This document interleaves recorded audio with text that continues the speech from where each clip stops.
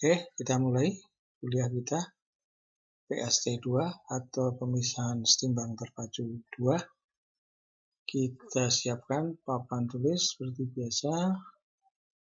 Kita minta full screen. Kemudian minta pena.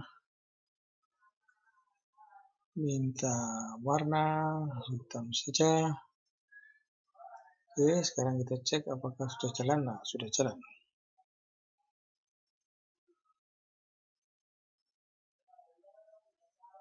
Oke, jadi judul kuliah kita kali ini adalah pH swing extraction atau ekstraksi dengan pertukaran pH.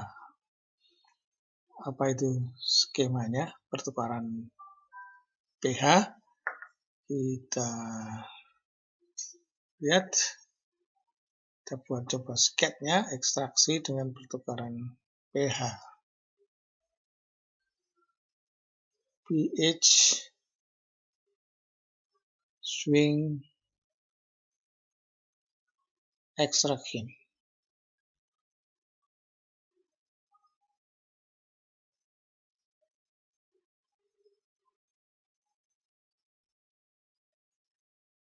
Gambarnya dulu, sket alatnya. Kita punya dua ekstraktor, atau ini pustakanya dulu. Saya ini mengambil dari Kassler,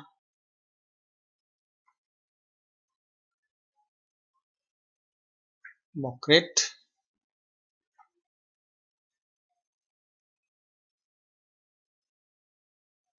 edisi 2.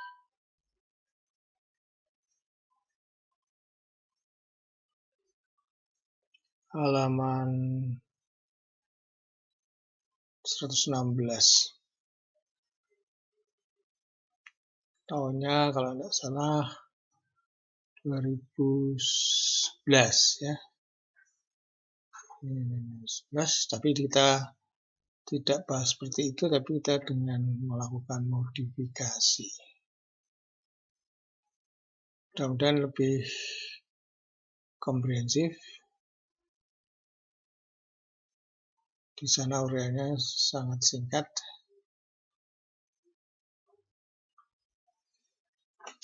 Ini kita punya dua ekstraktor sebenarnya.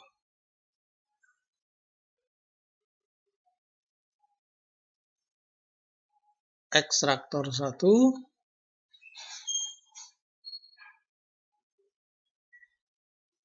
ini isinya bisa mixer settler, bisa pakai menara packing dan seterusnya, ngitung jumlah stage-nya dan sebagainya. Kita sudah sering latihan di pelajaran operasi pemisahan bertingkat atau di operasi transfer massa dan panas. Ini ada dua ekstraktor.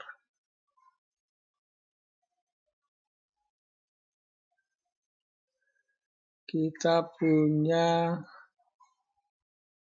hasil fermentasi. Ini larutan air kotor nih. Hasil fermentasi. Dan mikrobanya dan nutrien dan sebagainya. Plus antibiotik asam. Misalnya kalau dalam contohnya Kassler. Nah, ini untuk obat penyakit apa ini? Antibiotik asam. Kotor airnya. Nah, ini kita ekstraksi dengan solvent organik. Ether atau apa?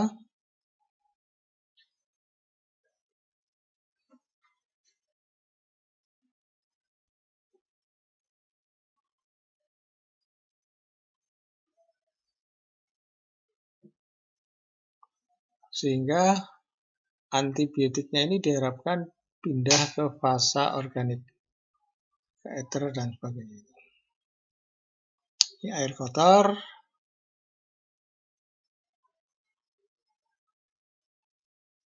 Plus antibiotik.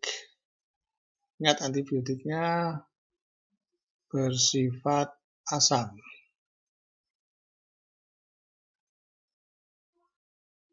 Nah, sehingga di sini ada keluar ekstraknya. Ini adalah solvent organik plus antibiotik.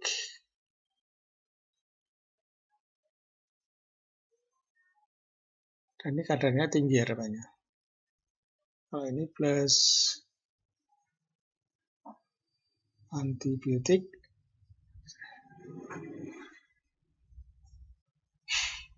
harapannya kadarnya rendah. Nah, sekarang ini diperoleh solvent organik dengan antibiotik. Sekarang ini harus dipindah lagi ke fase air, tapi air yang sudah jernih.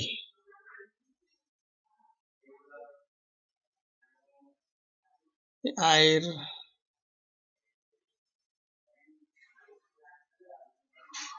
bersih.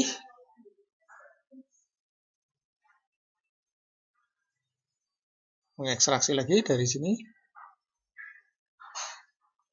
Ini air bersih plus antibiotik tadi. Jadi antibiotiknya sekarang sudah berada di air bersih. Tinggal nanti pemurnian lanjut dikristalisasi atau apa yang lain terserah. Yang jelas kita pindah dari air kotor, dari tadinya antibiotik dalam air kotor, sekarang menjadi antibiotik dalam air bersih. Yang penting untuk problem kita adalah bahwa pada ekstraktor 1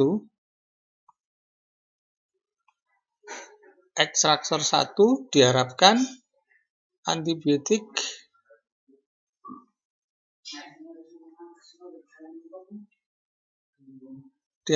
suka di fase organik. Dipindah ke fase organik. Tapi kebalikannya nanti di sini diharapkan pindah ke air.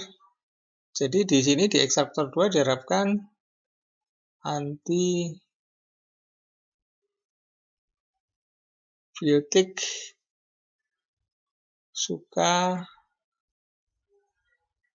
di fase air. Bagaimana kita bisa membuat ini di sini suka di organik, di sini suka di fase air? Nah, kita pakai permainan pH tadi. pH swing. Jadi di sini pH-nya tertentu, di kiri kanan pH-nya tertentu. Jadi sekali lagi poinnya adalah kita mengatur pH air sedemikian sehingga di ekstraktor 1 antibiotik itu suka di fase organik, sedangkan di fase ekstraktor 2 antibiotiknya suka di fase air. Nah, ukuran suka di fase mana itu biasanya kita pakai koefisien distribusi.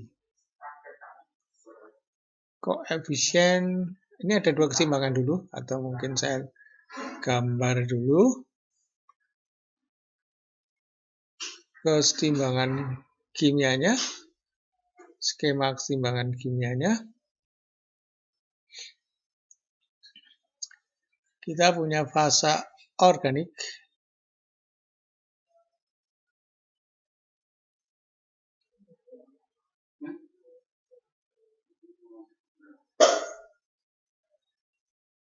Ini ada asam, antibiotik asam, R, C, O, OH. Ini entah penicillin atau apa. Kemudian ini ada fasa air.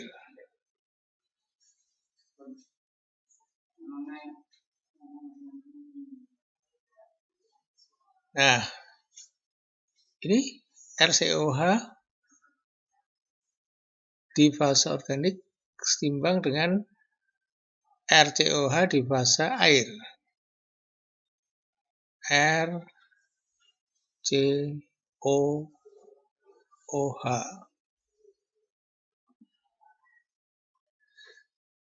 Oke, ini kesetimbangan fasa cair-cair. Nah, kemudian di fase air ini RCOH, asam organik, antibiotik ini terurai menjadi RCOO main ditambah H plus. Ini adalah kesetimbangan kimia dengan konstante katakanlah Kr atau Ka, ini kesetimbangan asam. Kita tulis saja Ka. Ka A, kesetimbangan kimia, asam. Sedangkan ini adalah kesetimbangan fasa, kita tulis Kf, fasa atau fisis kesetimbangan. Jadi ada dua kesetimbangan.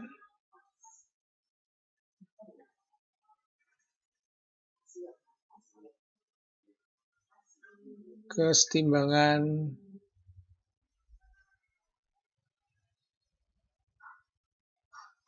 fasa di sini. Yang pertama, biasanya kita pakai koefisien distribusi F. Ini apa? Kita kali konsentrasi RCOOH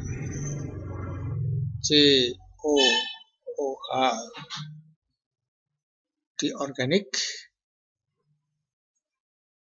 per RCOOH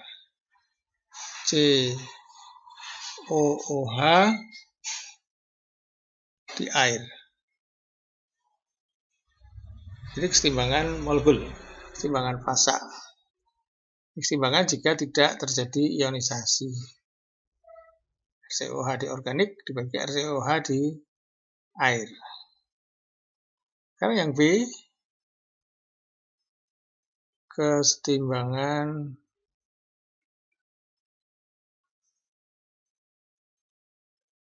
kimia.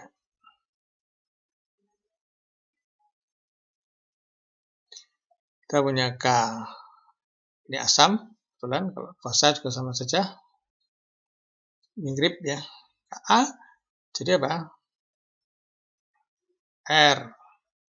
RCOO main, konsentrasi air, kali H plus dibagi RCOOH di air. Ini. Nah, sekarang kalau kita pandangan kita adalah fokus pada perpindahan massa air atau organik ke air atau ke organik, maka kita kenal dengan, kita anggap ini suatu peristiwa seperti fisik saja. Jadi kita sebut quasi physical approximation.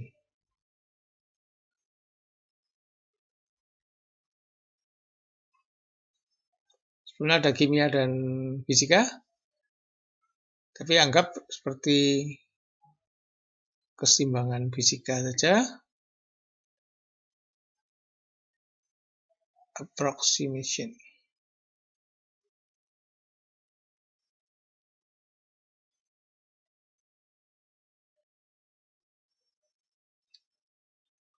Jadi ada K efektif adalah RCOOH di organik dibagi RCOH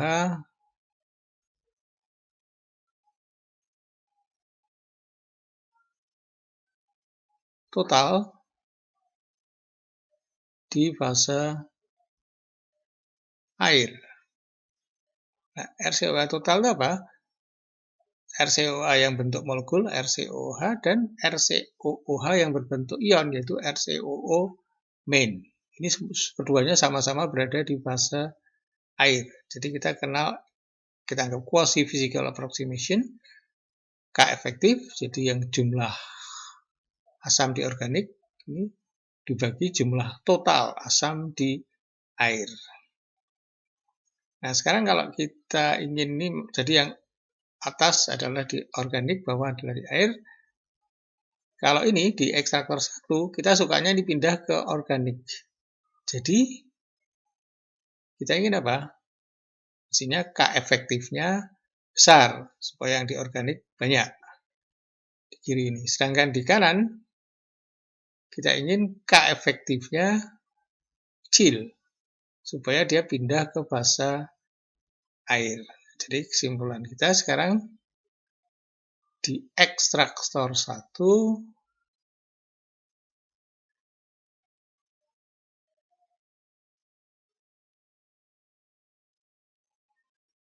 kita ingin K efektifnya besar. Tapi di ekstraktor 2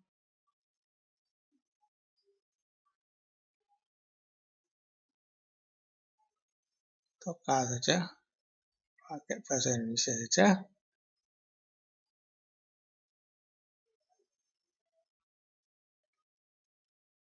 ekstraktor, biasanya pakai KS kalau Indonesia, tapi sudah tidak apa. Ekstraktor 2 kita harapkan K efektifnya kecil. Misalnya ini kita sebut K efektif 1, ini disebut K efektif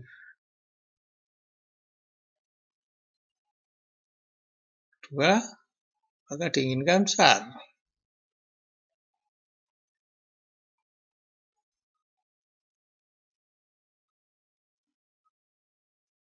K efektif 1, K efektif 2 besar. Let's see, katakanlah kita ingin K efektif 1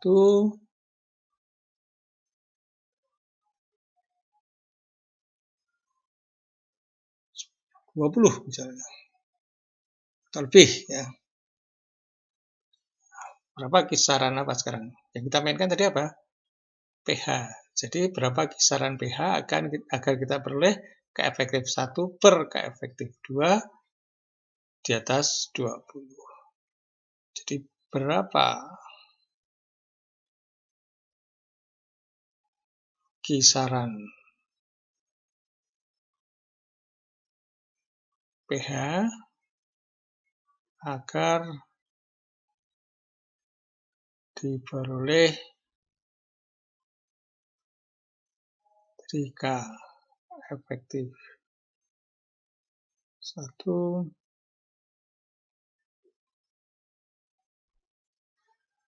lebih besar dari atau sama dengan 20. Kita harus mencari kisaran pH-nya. Mana analisisnya? Nah, keseimbangan tadi ada 2 keseimbangan. Ini massa dan keseimbangan ionisasi. Kita lihat K efektif sama dengan apa?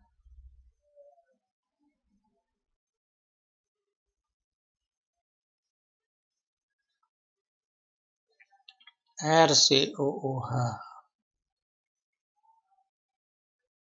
Organik R. Total di air.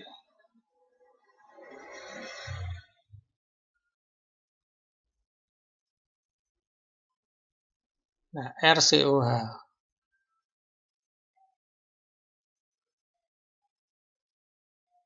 Total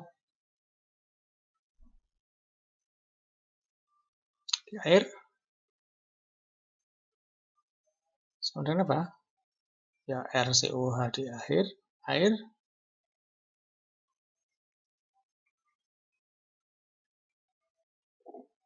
Plus RCOO min di air. Karena tidak bisa kita beri indeks karena RCOO min hanya ada di air. Ya. Di fase organik dia tidak mengion.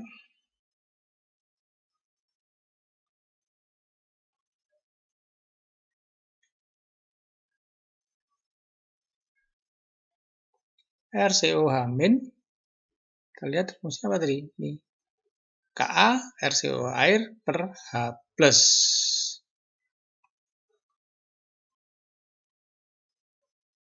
Ka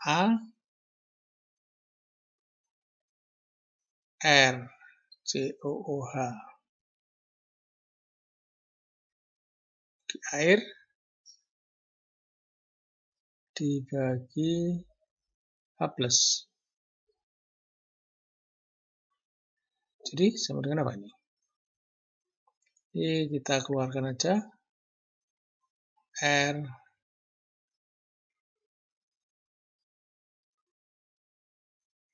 air kali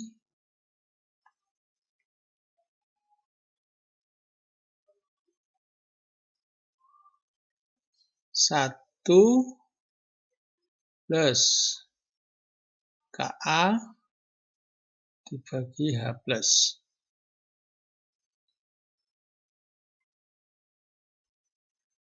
Kemudian kita ingat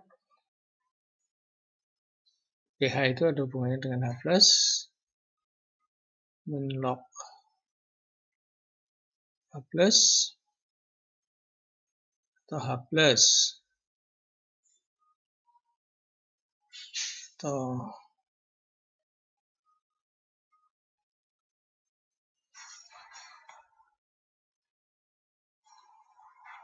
log H plus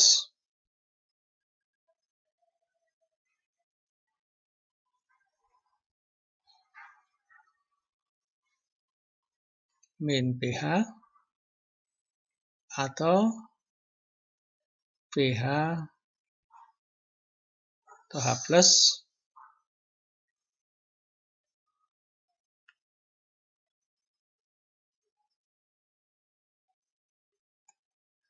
H plus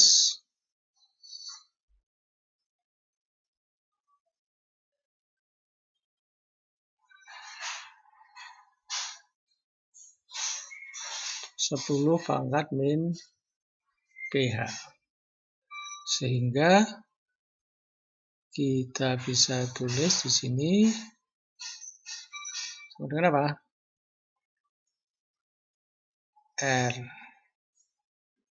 RCOOH di air kali 1 plus Ka 10 pangkat min pH.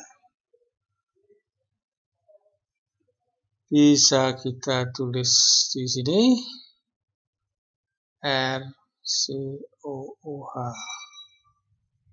total di air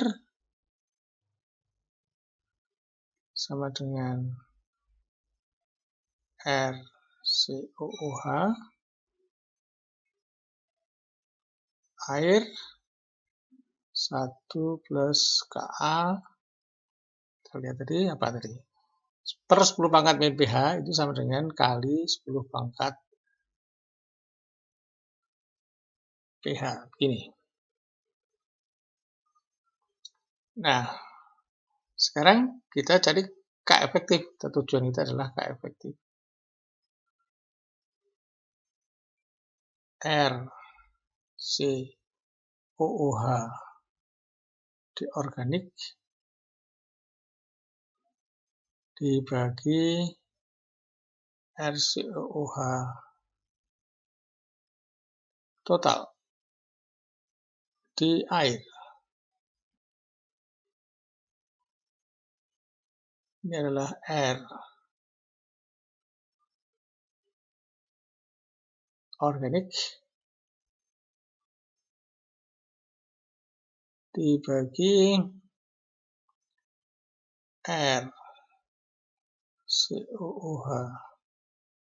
Ini di atas ini di air kali 1 plus Ka kali 10 pangkat pH. Nah, terus kita tulis lagi di sini Kf.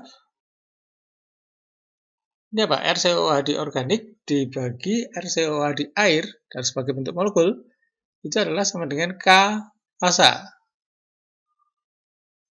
Keseimbangan konstanta keseimbangan fasa. Dibagi 1 plus Ka 10.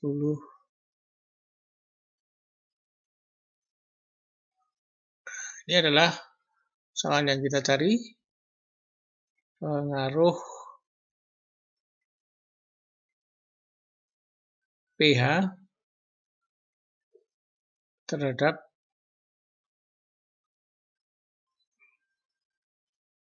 K efektif. Sekarang misal saja. Sebagai contoh, kita butuh apa ini? Kf. Dan kita butuh Ka.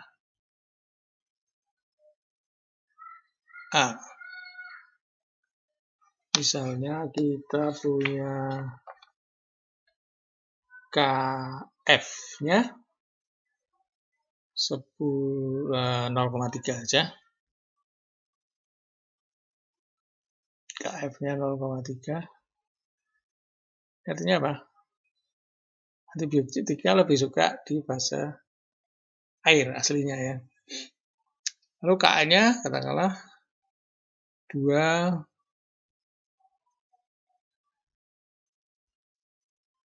kali 10 pangkat min 5.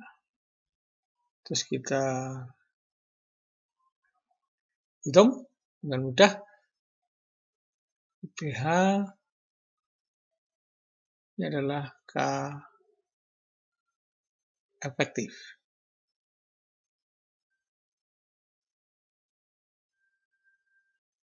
Kita mulai dari 3 saja. 3,5, 4, 4,5, 5, 5,5,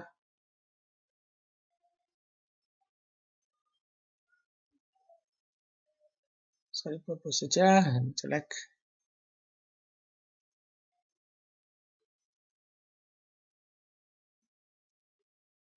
Kemudian 6, 6,5, 7,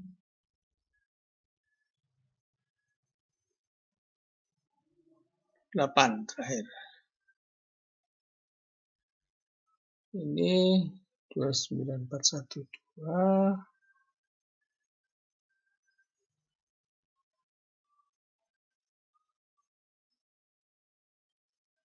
Ini 28215.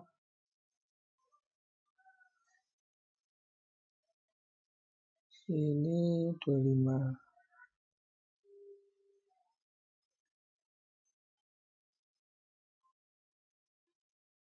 Ini 18377.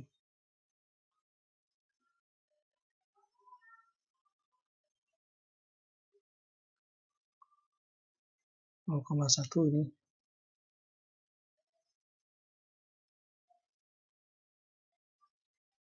6 itu. Oh, sorry, ini saya salah. Keletakan 1.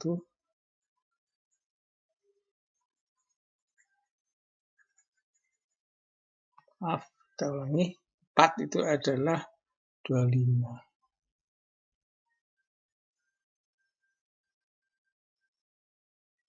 4,5 itu 18377.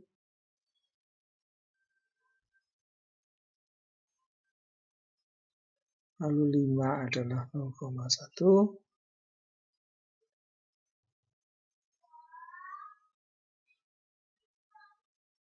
Kemudian 5,5 adalah 4. 0.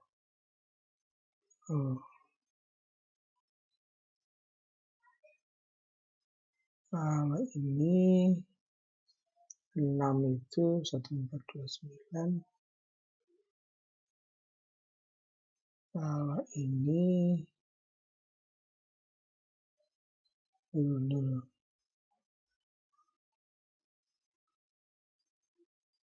7 adalah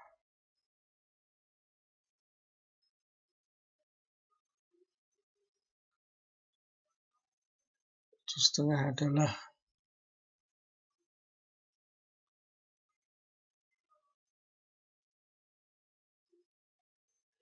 8.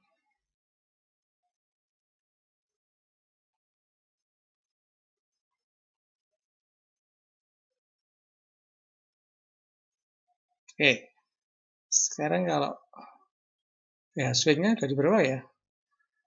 Kalau 5 ke kira-kira 20 kalinya, 5 kali sampai atau ini 5 sampai 6,5 saja. 5 sampai 6,5.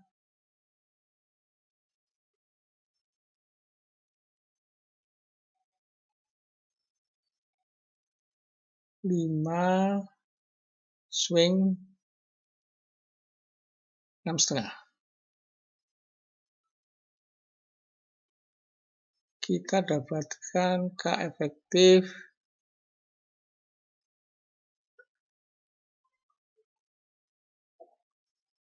per KF ya. Bukan K efektif, dua rasionya itu.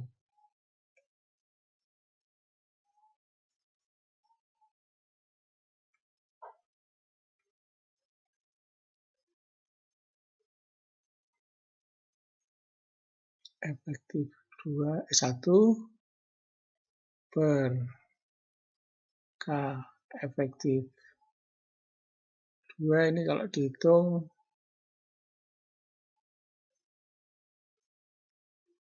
21,42 memenuhi syarat. Dan kalau pH-nya kita mulai dari 5,5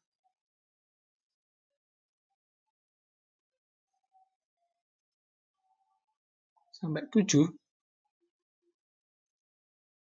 ini kita akan dapatkan K efektif 1 per K efektif 2, 27,44.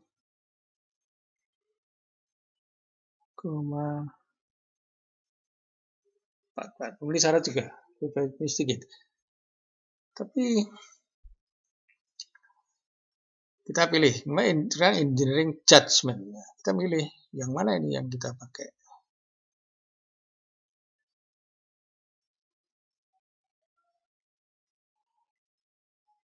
Nah, judgment. Saya beri contoh engineering judgment.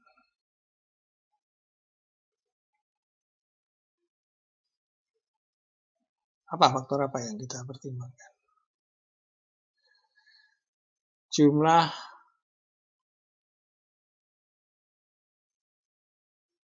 zat organik, solvent organiknya.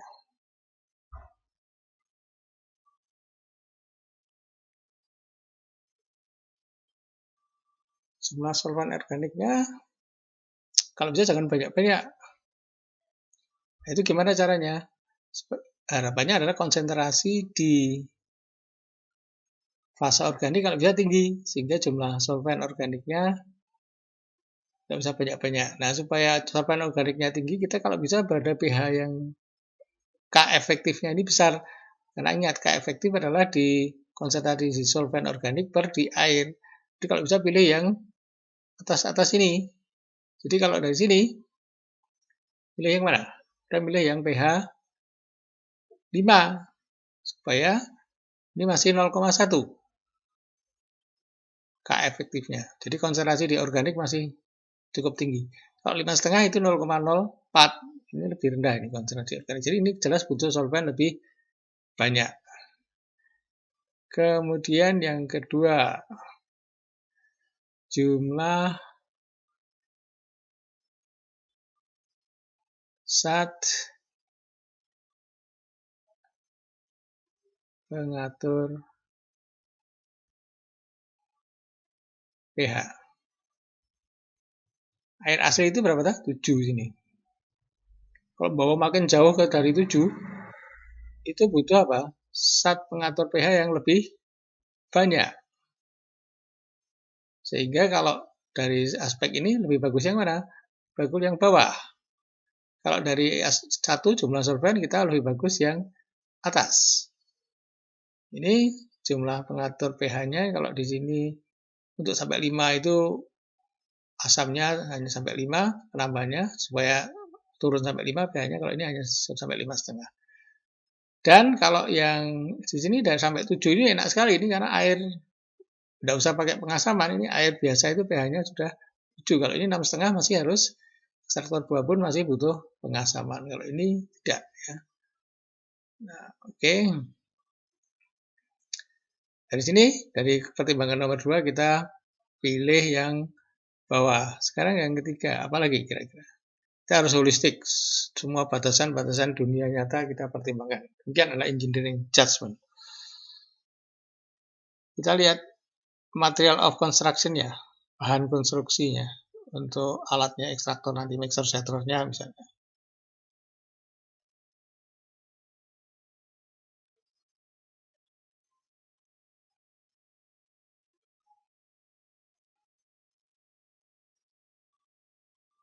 Lebih suka yang mana? Lebih suka yang pH-nya jangan terlalu rendah ya. Kalau pH-nya terlalu rendah, itu sifatnya sangat asam, bahannya harus sangat tahan asam. pH setengah itu efeknya sudah besar kalau bagi sifat korosi terhadap logam. Jadi kalau dari bahan konstruksi alat, kita pilih yang mana? Pilih yang bawah. Jadi kalau faktor 1, kita pilih atas, faktor 2 milih bawah, faktor 3 milih bawah. Apa aja ini faktornya? Tidak, banyak ya. Nanti silahkan dibahas sendiri. Dan lain-lain. Dan keputusan terakhir nanti adalah dari aspek ekonomi. Jadi harganya kalau ini lihat harga solvent berapa, zat pengatur pH berapa, harga bahan konstruksi berapa, di-combine. Akhirnya kita cari yang cost-nya paling kecil. Itu adalah dari ekonomi. Jadi itu kita harus holistik sebagai engineer. Saya kira cukup sekian. Kita akhiri, mudah-mudahan bermanfaat. Terima kasih.